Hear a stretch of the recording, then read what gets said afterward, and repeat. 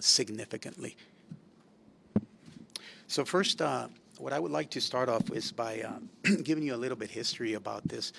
So we all know that drones is not a new technology. Drones have been used by the private sector, by law enforcement for more than a decade.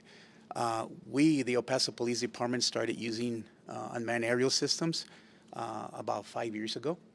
And we first started using the one drone that we had back then. Keep in mind that technology was not as advanced as it is today, but we did have that one drone.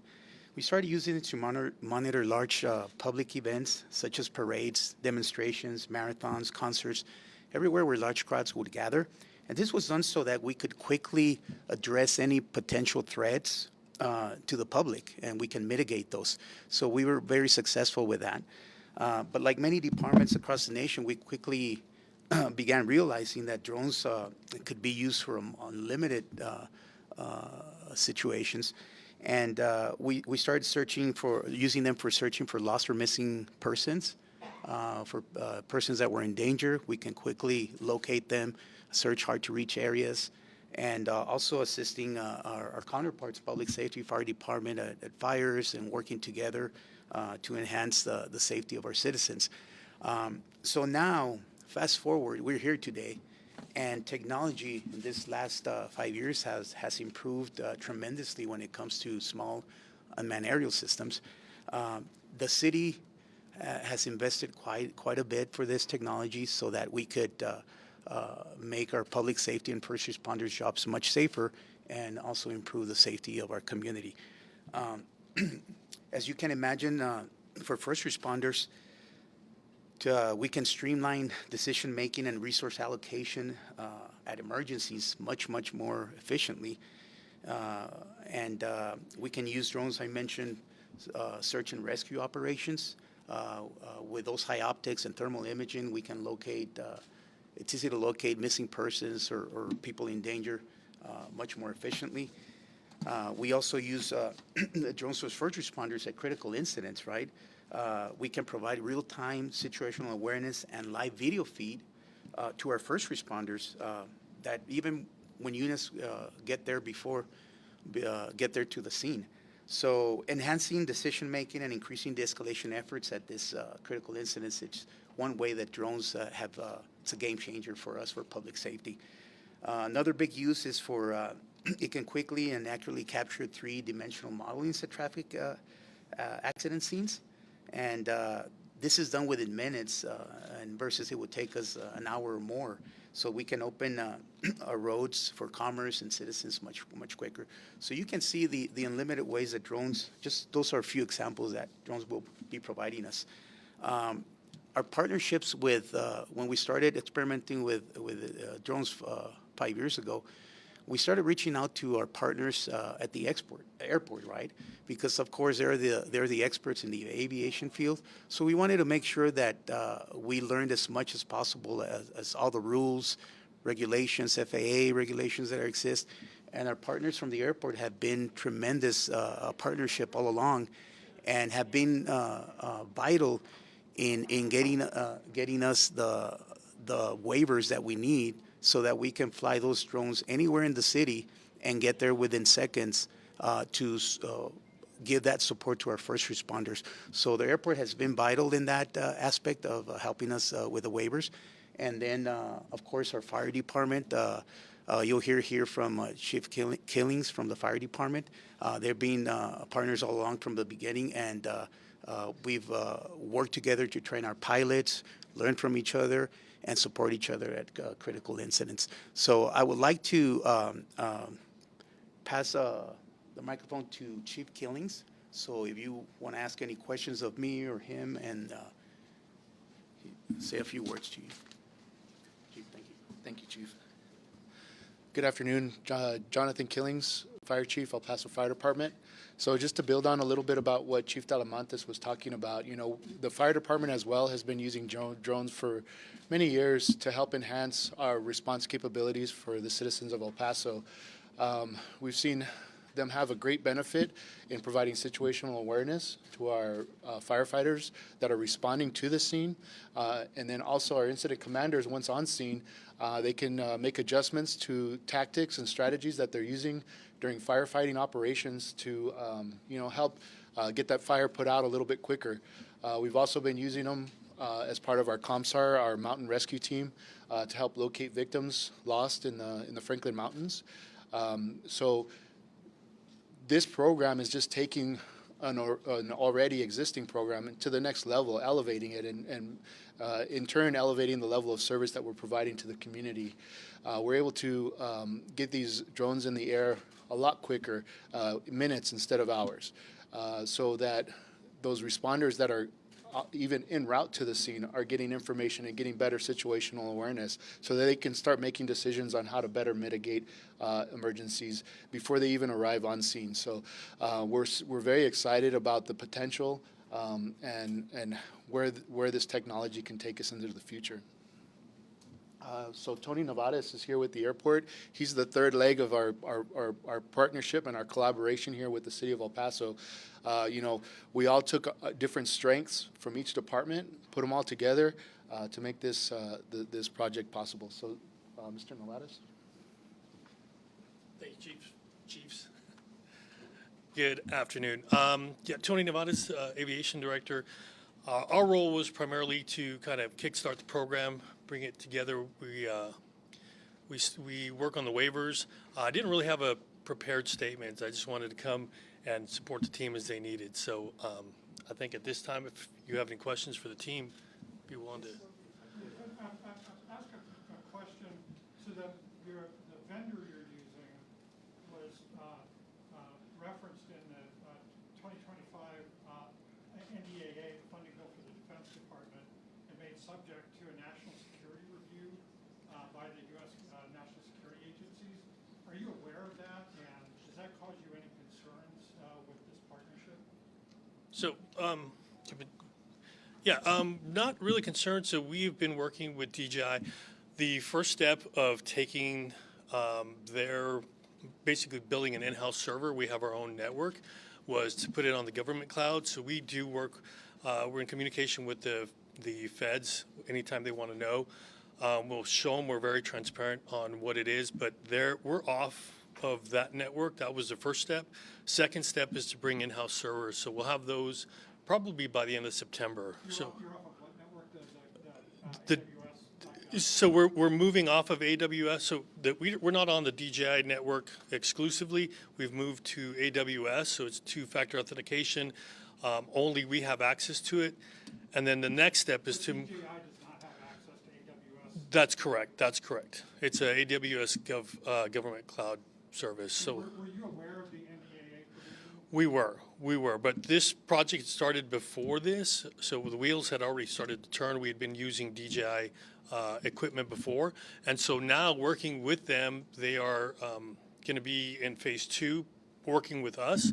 So the servers will be off of AWS. It's a little pricey, so we'll bring the servers, our own private servers, VPN only. We have access to that network as well. And we have invited DHS to come look for penetration. So hopefully we can maybe even help with. When did you make that request? Well, we don't have the servers here yet. So it'll be the end of September, early October. So we'll invite them out here. Oh, Yeah. after That's correct. After we have servers in place, and DJI has been very helpful. Also, President Wilson and UTEP and their team have been really helpful on the on the other real technical side of that, just to make sure that there's no holes in the network. the UTEP Aerospace Center? Yes, sir. Yes, sir. You want to? If I could add something, that's a very good question. And like Director Nevares mentioned, when we purchased this technology and these docks that were strategically placed around the city, we did a lot of research on it, and the ban wasn't the talks about the support, because you also have support with this legislation.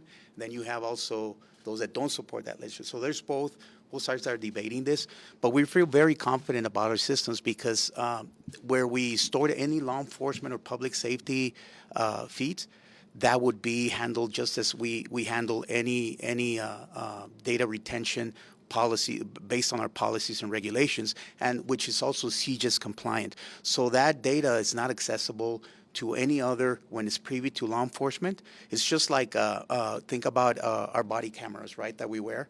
We follow all the rules, the CJIS compliance. The same thing, if we were to take a feed of a critical incident where fire and police are dealing with a hazardous situation for the public, if we do record that, that's going to be as far as CJIS compliant and make sure that all the data retention policies, that the privacy is respected. So, yeah, we take that very seriously. Thank you for asking that, sir. Chief Talamantes, how do the police and fire departments work with the airport? Of course, your drone usage is not like anyone else. How do you guys work with the waivers that are around maybe the El Paso International Airport, military zones like Fort Bliss? How do you guys work with those waivers? Like I mentioned earlier, well, the use of drones is not an unprecedented concept, right? It's been here for about a decade, and law enforcement, public safety agencies have dealt with this for years throughout the nation. But we're very excited because of this partnership with the airport director, the Chief Killings, and the UTEP engineering. They were experimenting years ago with unmanned aerial systems. So we got together with the experts that the El Paso Police Department wanted to build this program, and we got partners and new experts in their field. So now we're the first one in the nation to have received in Class C airspace beyond a visual line of sight. What that means is that we have pods strategically placed around the city, but within seconds, you'll be able to have a bird's eye view instead of using the traditional helicopter or plane, which is cost prohibited, pilots, all that. You can have now a bird's eye view of an incident unfolding, and decision makers can make better decisions, resource allocation, better safety for our public servers. So what that means is we have licensed pilots that can safely and remotely fly drones anywhere in the city, and like I say, get there to critical incidents within minutes. This is a game changer for law enforcement, public safety, which is only going to make us way more efficient with our resources and make our officers much more safer out there when they're handling emergencies, and also for our public. So we're very excited. Waiver, real quick, sorry. Is this the same waiver that the Utah College of Engineering got from the FAA? No, and the waivers, these are the waivers that the airport helped us apply, and I can ask Director Tony Nevares to expand on that, please. So we have, and it kind of answers both your questions. We have multiple waivers. We kind of did the, crawl, walk, run method. So we started out with a simple Part 91 waiver, which was law enforcement only for beyond the visual line of sight. And now we have 107 waivers for beyond the visual line of sight. And we do take into consideration different waivers in different areas of the city, but we do have the largest urban environment network of waivers that we can deploy. So this is not the 87-mile beyond visual line of sight that Utah announced a couple weeks ago? No, we have that. We have the beyond the visual line of sight waiver of 107, but this one that we're talking about specifically today is Part 91. So it's for law enforcement. A drone is first responders. And that's the city of El Paso. That's the city of El Paso, correct. How many licensed drone pilots are part of this program, and how much did these units cost? They were $40,000 each back in 2018, so how much? Do you want to talk on the waivers? Yes, the pilots, huh? Yes, we're currently, as we're building the program, and as I mentioned, we started a beta phase in downtown El Paso. And the beta phase is to test 4 docks that we have around the central area, what we call the Central Regional Command. And the pilots, we only have 3 pilots at this time. We're building the program, getting trained, a lot more officers trained so they can do this as part of their, as an auxiliary assignment. Because, of course, staffing challenges and all, we can't just assign officers for this. But during the beta phase, we found that it's more than we thought. The results are much bigger than what we thought. They're proven to be very effective in like I mentioned, mitigating emergencies and critical incidents. So we can see that the investment that we thought that the city made on this is paying off in just this beta phase. Emergencies have been mitigated much more efficiently and safer for everyone.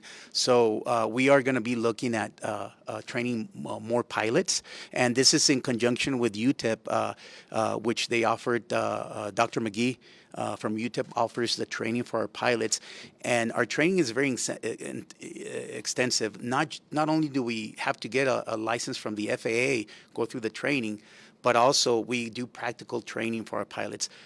Safety is paramount to us for this program, and Director Nevada's, Chief Killings, this is one of the things that we've harped on from the very beginning of this program, and safety and privacy for our citizens. So we take that very seriously, getting the proper certificates, training, licenses, and also the practical training. And how much is the city spending on this program? The city, I can get you the exact, I don't want to give you wrong information, but we did it over the years through grant funding, some through the general budget from the police department. So I can tell you, give you exact figures through our PIOs and make sure that let you what the program costs. But we have 22 dogs throughout the city, and like I mentioned, strategically placed on the rooftops. You'll see a demonstration here in a little bit. We have one up here at headquarters, and at fire stations. Chief Killings was very kind enough to work with us, and at police stations, fire stations, other city buildings that we placed throughout the city, so that we can deploy those unmanned aerial systems quickly and not depend on a state or a federal agency to fly a helicopter and mitigate emergencies for our community here. We're going to be there within seconds and respond accordingly and mitigate those incidents. What's the response time? Can I add to that a little bit? So PD has 3 pilots, fire has 16, the airport has about 20 pilots as well. So for during different incidents, we can support fire and PD, and we've done it before. The Sun Metro Fire, all 3 departments were there and assisted each other. So for the community, that's kind of why we did it the way we did it. So that's how many total pilots, certified pilots, or licensed pilots? Correct. Licensed pilots, we have pilots in training, we have some that are not mission qualified, and we have electronic observers and visual observers as well. And I don't have the exact number on that, but Do you think this program will save money for the city with better allocation of resources, or maybe not having to use the helicopter while you That's a great question. So as I was mentioning earlier, we have a lot of metrics that we're going to be measuring this program, and with the beta phase that we started downtown, we've been measuring those, and absolutely, like I mentioned earlier, it's proven to be much more efficient than what we thought. The results that we were going to see, we're seeing them, but also getting within minutes. Even like I mentioned, a lot of the missions are going to be in general for public safety, but there's going to be those like where a felony, the imminent threat of life or somebody getting hurt, and we are going to respond to those as well, and to make sure that our officers can get there quickly, promptly, and mitigate the scene as they're getting there to it. DGI published an article back on August 5th about this program, just kind of going in depth what you guys have been working on. Is there any reason why the departments took a little bit of time to push out this program, the details of it? Yes, like I mentioned earlier, to us, the safety and privacy concerns and following all the state, federal, and FAA and local laws, regulations were very important. And on top of that, our policy that we had to make within the police department to be very strict. So we took our sweet time with this, but we wanted to make sure that safety was paramount, that our pilots were trained, that they got practical training, and like Chief Killings and Director Nevada's mentioned, we have pilots within each department, and we are going to be some emergencies that we're going to respond together. Now, there's going to be other emergencies for public safety only, as you can understand why, and that's why when you asked me the question about our pilots, as far as law enforcement responding to imminent threat of life or a felony where example, a robbery just occurred and people are hurt, that's where we're going to respond, our pilots, and we're going to increase that eventually. But there's several aspects to this drone program, but today we're talking about the drone as a first responder. What's the contingency plan if there's a negative ruling against this company? Well, great question. Thank you. I know that that's a concern. When we started looking into this technology, DJI was and still is, I believe, the largest manufacturer in the world. So of course their technology was way more advanced than anybody else back then. Now there's of course a lot of more companies that have now at their level or up there with them, but if this legislation, there's support for it, there's also others that in legislation that do not have support. Respectfully, it's not legislation, it's the law. It passed both houses last year and was signed by the president. And by the end of this year, if the investigation isn't completed, DJI will lose the right to do business in the United States. Yes, and there's a clause in that law that we're grandfathered in till 2030, I believe. 2030. Should that happen, should that they make that legislation to effect because of the investigations pending, then we would be grandfathered in till so many years so that we could either replace technology or take other actions on that. What technology will these units have? We heard about camera, maybe infrared camera, but also any facial recognition. What technology will these units have? Yes, so the small and manned aerial systems have evolved since we started using in the first drone that I mentioned to you earlier.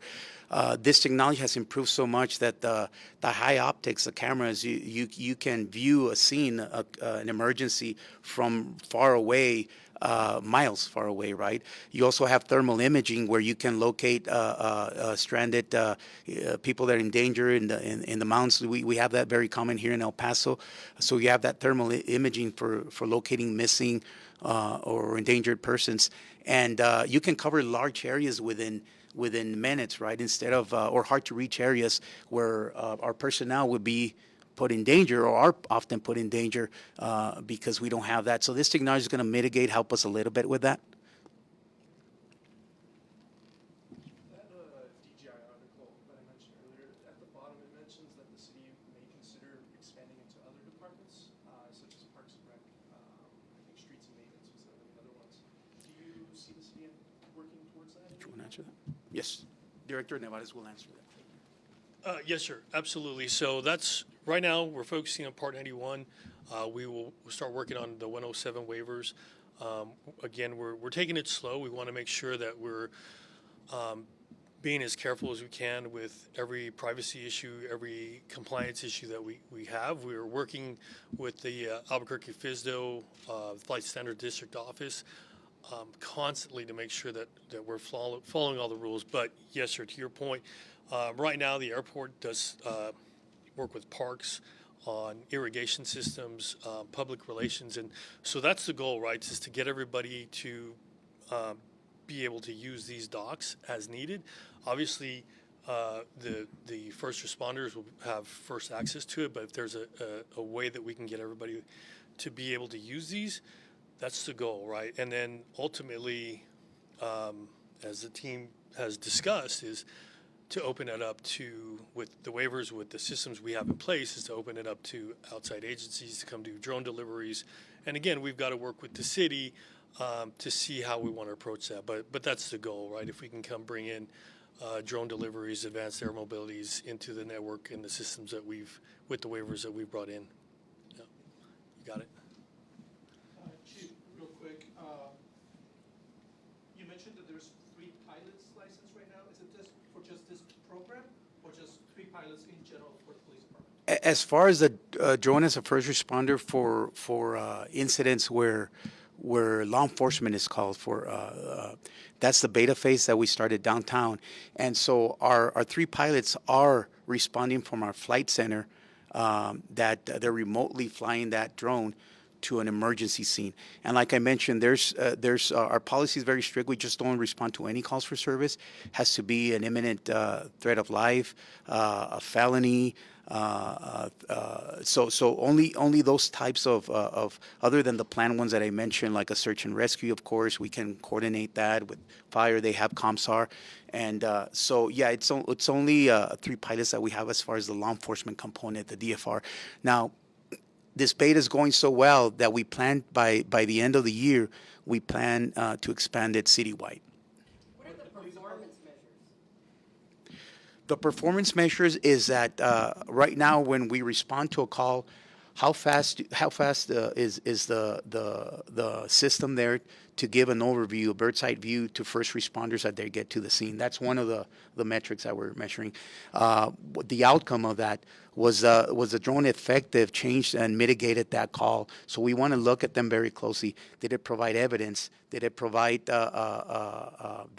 basically a positive outcome, right? And obviously, when you just imagine you're a first responder and you're getting all this type of calls on the and what's happening at the scene, and oftentimes a police officer gets to a scene and it's nothing to what's being relayed on the radio.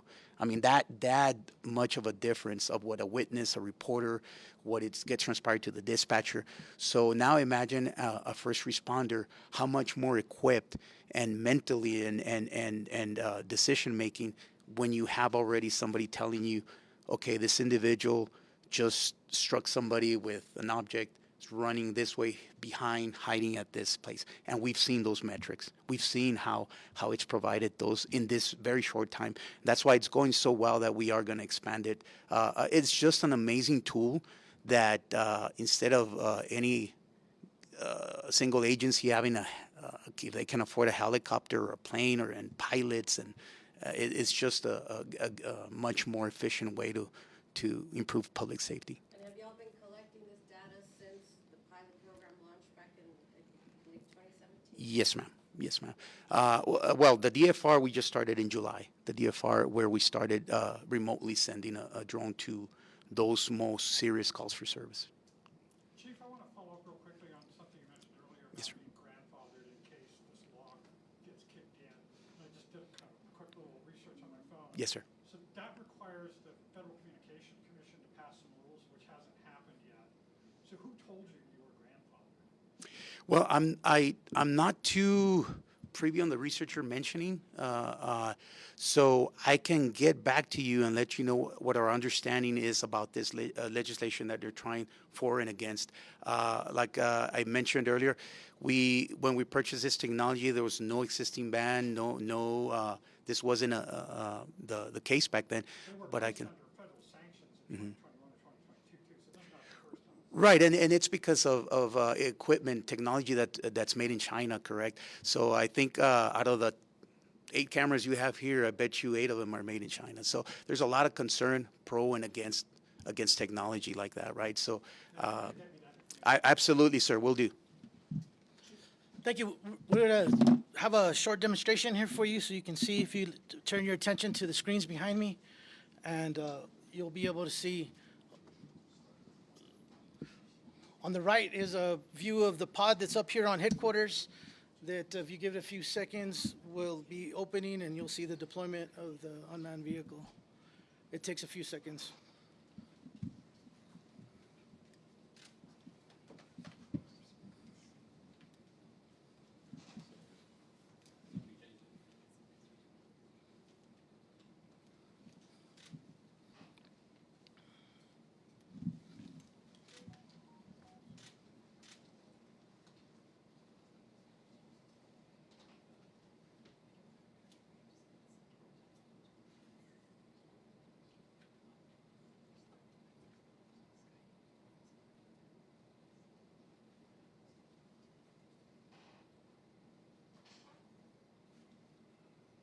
So on the right is the pod camera. On the left is the live view from the vehicle that just.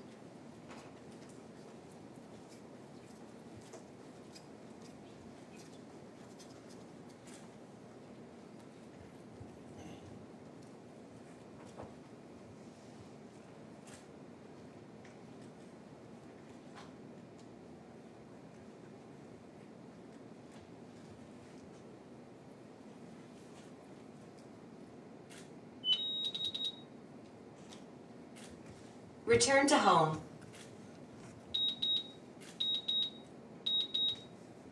Landing.